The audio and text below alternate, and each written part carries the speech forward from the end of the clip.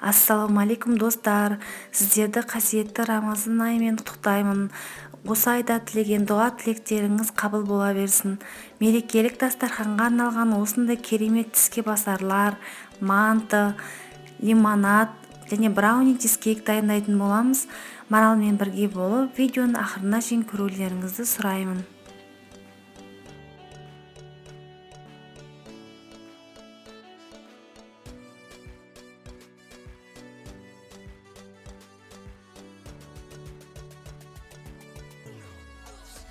Ең алдымен брауни чизкейк дайындайтын боламыз. Ол үшін бізге осы экрандағы заттар қажет болады. Шоколадымыз бен сары майымызды микротолқынды пеште ертіп аламыз. Ертіп алдық. Енді бұны кішкене суытамыз. Оған дейін ыдысымызға жұмыртқамызды саламыз. Тұзымыздан саламыз. Құмшекерімізді салып, барлығын венчиктің көмегімен араластырамыз. Көп араластырудың қажеті жоқ. Құмшекеріміз кішкене ерісе жеткілікті.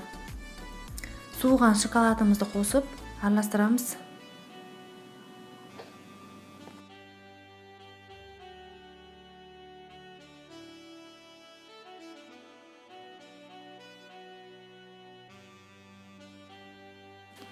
ұн мен какаомызды електен өткізіп қосып жақсылап араластырамыз.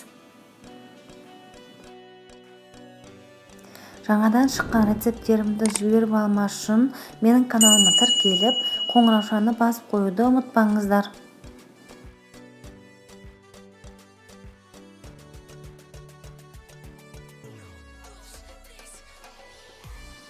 Қамырымыз дайын болды. Оны бір шетке қоя тұрамыз. Творожный сырымызға құмшекерді және жұмыртқаны салып, блендердің көмегімен езіп аламыз. Егер сіздерде творожный сыр мұздай болатын болса, оны езу кішкене қиындау болады. Сол үшін бөлме температурасындағы творожный сырмен жұмыс істесеңіздер өте оңай және тез араласады. Осылай барлығын жақсылап араластыра отырып езіп аламыз. Міне бізде осындай масса шықты. Енді бұл сырный массамызды кондитерлік қалташаға салып аламыз.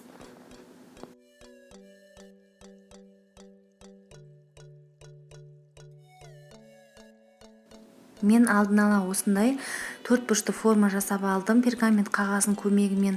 Формамның размері 20-20 см. Егер сіздерде бұндай төртбұрышты форма болмаса, томалақ формаға істесеңіздер болады. Диаметрін 20 см қылып. Барлық қамырымызды құйып аламыз және жақсылап тегістеп шығамыз.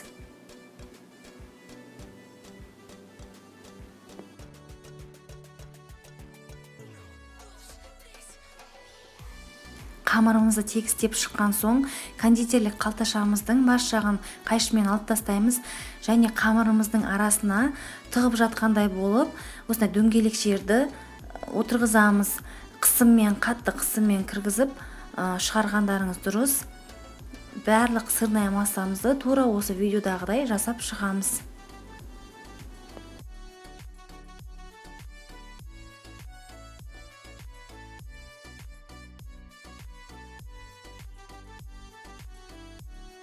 Өздеріңіздің қалауларыңыз бойынша жидек салсаңыздар болады. Менде шие қосылды. Шие менде морозилниктен шыққан, алдын ала ерткен жоқпын. Сол мұз күйінде ертпей сала береміз. Қызып тұрған пеште 170-180 градуста 45 минут пісіріп аламыз. Манты жасау үшін суға тұзды салып жақсылап араластырып аламыз. Ыдысымызға ұнымызды салып, ортасын қолымызбен ашамыз. Аздап суымыздан құя отырып, қамыр илеуге кірісеміз. Бірінші қасықтың көмегімен осылай араластыра отырамыз. Кейін қолымызбен жақсылап қамыр илейміз. Шамамен 6-7 минут қамыр илеуіміз қажет. Міне осындай қамыр болып шығады. Оның бетін пищевой пленкамен жауып 20 минутқа қойып қоямыз. 20 минут уақытымыз өткен соң қамырымызды қайтадан илеп, қайтарып, тағы да 10 минутқа қойып қоямыз.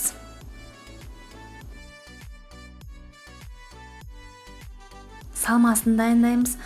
Фаршқа майдалап туралған пияз саламыз. Ет тартқыштан өткізілген құйрықтан қосамыз. Аздап қара бұрыштан және тұздан салып, барлығын араластырып аламыз. Қамырымызды алып, осылай ұзынша қылып бөліп аламыз.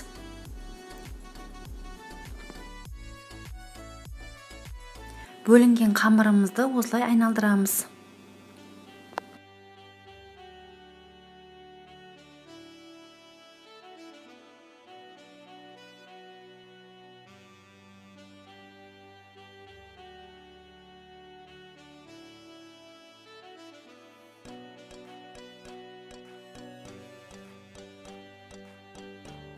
Барлығын осылай бөліп шығамыз. Және дөңгелектеп, дөңгелекшелер жасап қоямыз.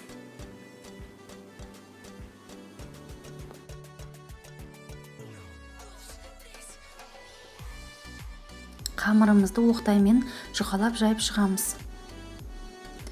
Салмамыздан саламыз және тура осы видеодағыдай бүгіп шығамыз. Өз қалаларыңыз бойынша бүксеңіздер болады, бірақ осылай бүксеңіздер өте әдемі және ерекше болып көрінеді.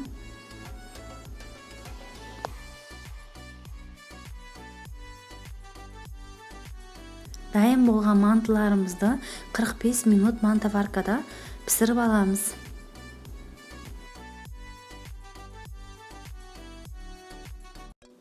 Шабақтан және баялдыдан өте дәмді тіске баса дайындаймыз. Ең алдымен шабағымызды жақсылап жуып, осылай дөңгелектеп турап шығамыз.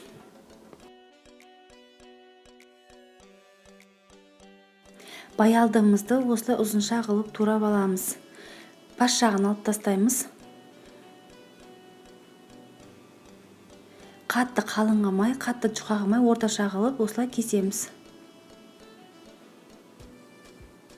Тым үлкен баялдыны таңдамаңыздар, орташа баялдыны таңдасаңыздар әдемі болып шығады.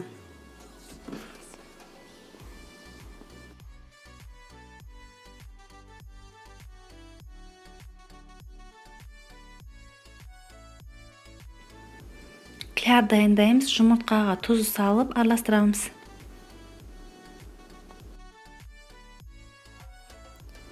Баялдыны ең алдымен ұнға аунатамыз.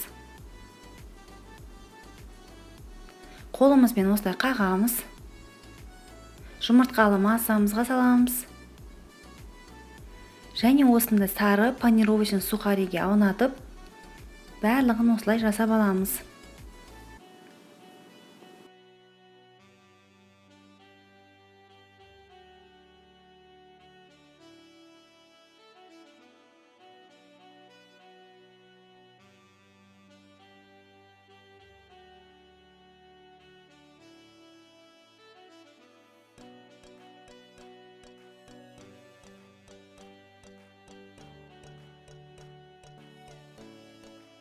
Қызып тұрған майымызға баялдымызды салып, жақсылап қуырып аламыз.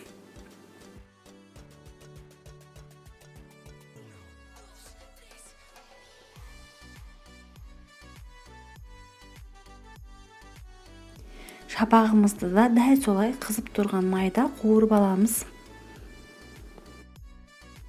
Салмасын дайындауға кірісеміз. Болгар бұрышын осылай сопақша қылып турап аламыз.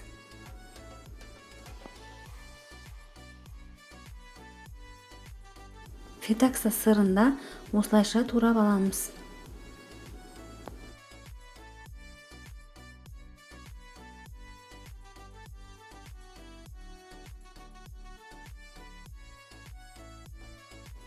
Помидорымызды да турап аламыз.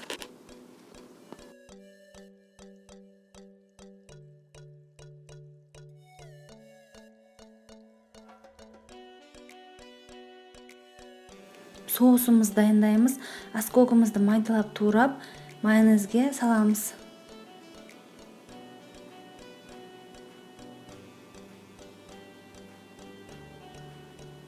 Чесноктан саламыз. Барлығын жақсылап араластырамыз. Чесночный соусымыз дайын болды. Енді бір баялдымызды аламыз. Осындай соустан аздап жағамыз. Салат жапырағын қоямыз. Сырымызды қоямыз. Болгарский помидордан салып, жақсылап ораймыз. Келесісін жасаймыз. Дәл солай қайталап, жақсылап орап, шпажканың көмегімен қыстырып қоямыз.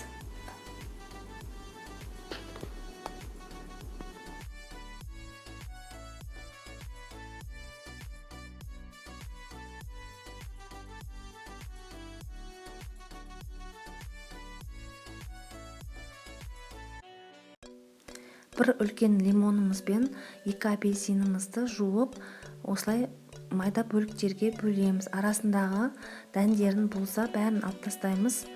Олар ащы дәм береді, сондықтан міндетті түрде алып тастаңыздар. Майда бөліктерге бөліп, блендерге саламыз. Құмшекерімізден салып, аздап судан құямыз. Барлығын блендерлейміз. Міне бізде осындай масса шығады. Осы массамыздың үстінен қайнаған бірақ салқын суымыздан құйып, араластырып аламыз. Барлығын араластырып, сүзгішпен сүзіп аламыз.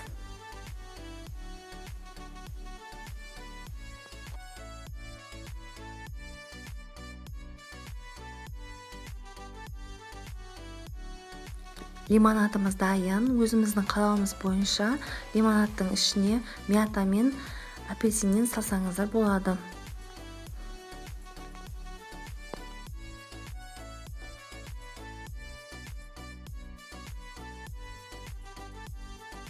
Мерекеге арналған дастарханымыз дайын. Барлығы өте дәмді және тәбетімізді ашарлықтай болып шықты.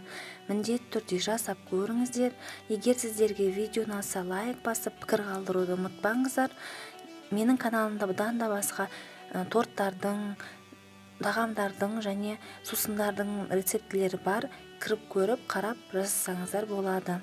Жақсылықта кездескенше сау болыңыздар.